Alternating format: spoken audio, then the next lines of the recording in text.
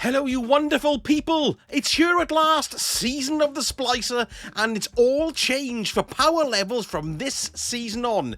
From here on in, each season will only increase the power level by 10 instead of the usual 50. So that means that the season of the Splicer will now have a powerful gear cap of 1310 and the pinnacle cap of 1320. Well, let's look at our two types of power levels that we've got on our character. You've got your natural power level that's gained from your gear, and then on top of that you've got the bonus power level that's a boost from the seasonal artifact. This season's is called the Splicer Gauntlet. Now these two added together give you your current power level. So let's look at the seasonal artifact first. You gain a power level each time you gain enough XP to level up the gauntlet. So if you go up 10 Splicer Gauntlet power levels, you get an additional 10 points added onto your power level. Simple pimple. Now earning XP of course is done by cashing in bounties, seasonal challenges and completing activities.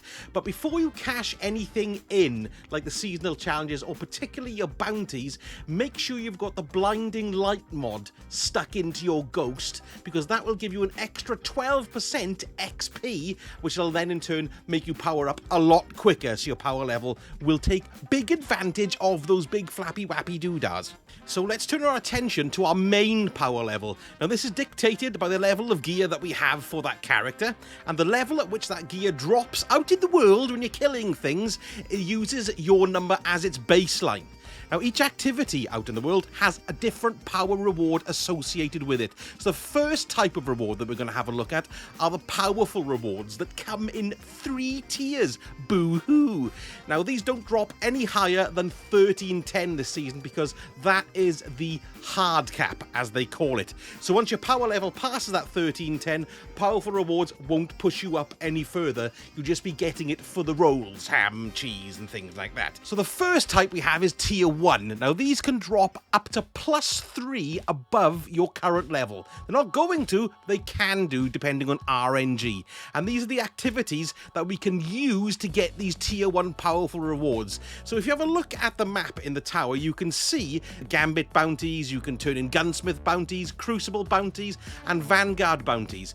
8 of these will give you a tier 1 powerful drop.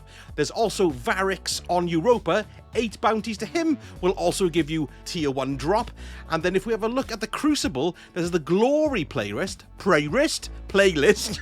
If you do 7 of those, that will give you a powerful reward. And we've also got Empire Hunts as well. They will give you a powerful tier 1 reward too. So Nightfall Ordeal runs, when you complete that up to 100%, that'll also give you a powerful reward. Any Prime Engrams that drop, they'll drop at power level tier 1. Exotic world drops will be the same. You also get powerful tier 1 rewards from resetting certain ranks. So you reset your Valor rank ups with Glory, and your Gambit Infamy rank ups, they'll all give you tier 1 powerful rewards. And also the Exo Strangers challenge, if you defeat 100 enemies who are affected by status, she'll give you a powerful one as well. Stasis, not status, what the hell I'm talking about. Now don't forget as well, when you do rank up with old Drifty Poos and Shanky Wanky, I'm going to keep that in. The engram that you get can be picked up by any of your characters, not just the one you happen to be using when you earned it. It's a global rank up system, not just for the character that you're using. Cool? Lovely. Next we've got tier 2 and tier 3 powerful rewards.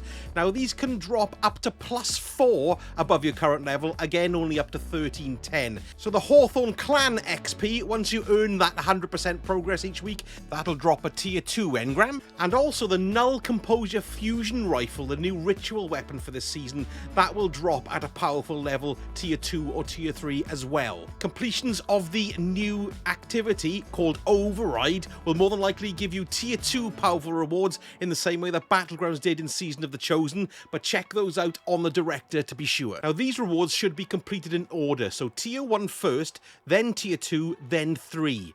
Now this will give you the most efficient power increases and will also make the Pinnacle Rewards come in at levels that are much closer to their cap.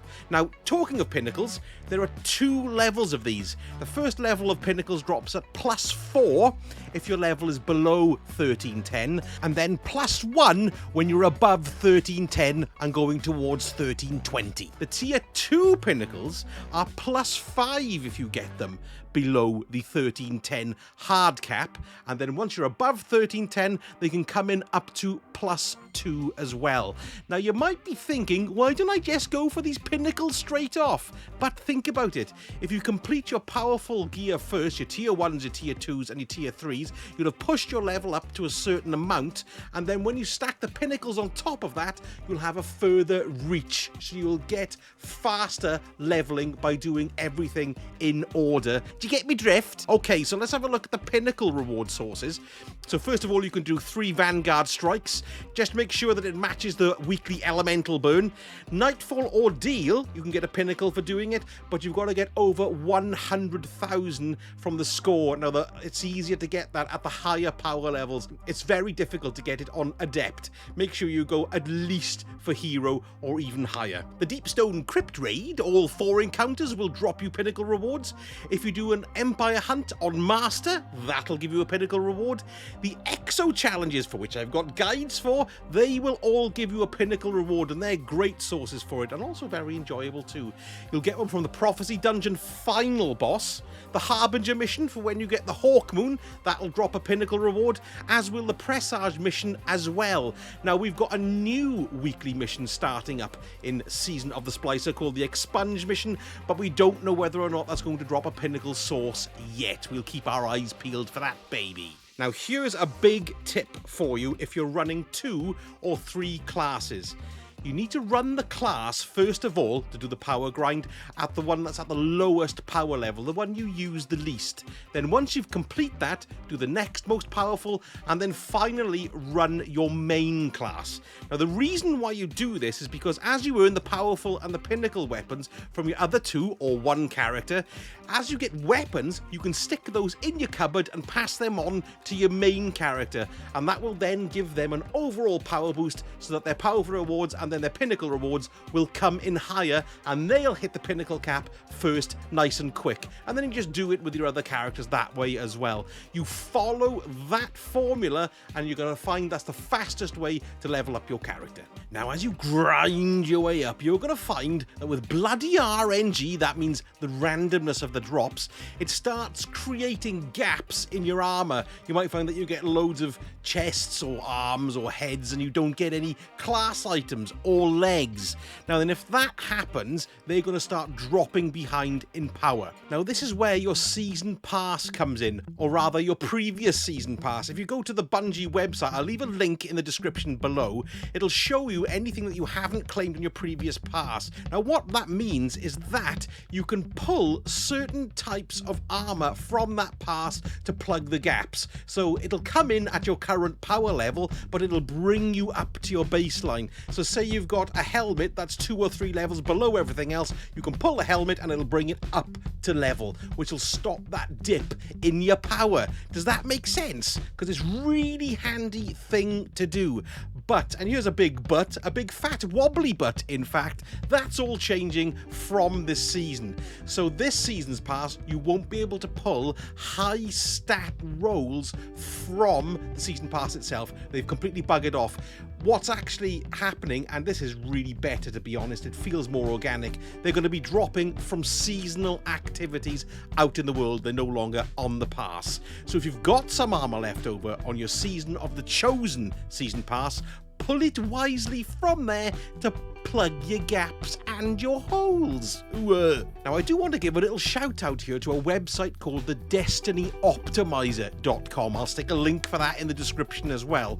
Now what we've got here basically is a site that shows you what rewards you've yet to do this particular week. So you've got your Warlock along the top, Titan, and then your Hunter. Let's have a look at my Hunter because I've done nothing much with them at all lately. If you click on Powerful first of all, you can see, look, Tier 1 Powerful is available. Crucible bounties, I've done 0 out of 8. You've got your Glory Challenge, you've got your Drifter bounties, your Gunsmith bounties, everything is listed there, and there's a Tier 2 there for doing Trials of Osiris. You can have a look at the Pinnacles, and you can see you've got a Tier 1 pinnacle for your clan XP. It shows you how much you've got left to go. All the Crucible matches, the Deepstone Crypt stuff that we mentioned, the Nightfall at 100,000, you've got your Presage mission, and you've got your Prophecy dungeon as well. So it's all there for you to have a little look at, and it's so simple to look at, and it even gives you suggestions of some things that you haven't done. So for example, I got a Prime Engram there that I haven't cashed in. Go to the next one, earn powerful rewards, then Pinnacle Rewards. It's exactly what I was saying. It says powerful drops in your helmet, arms, chest, legs, and class item slots at your current level